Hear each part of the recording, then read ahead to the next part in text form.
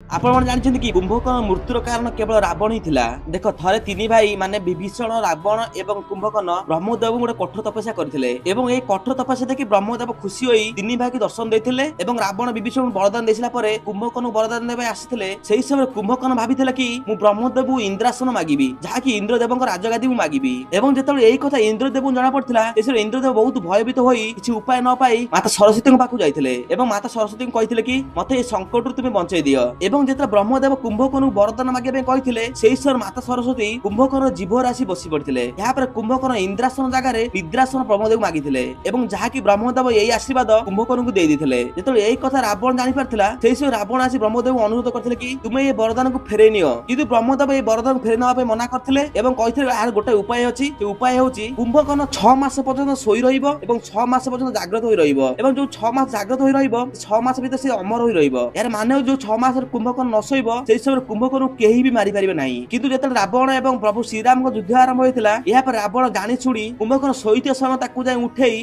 दिकतକୁ आनिथिले जहा फल कुंभकर्ण जो पाइथिबा अमर हेबार आशीर्वाद से काम कल नाही। हि लागि रावण जोगु कुंभकर्णर बध होइतिला।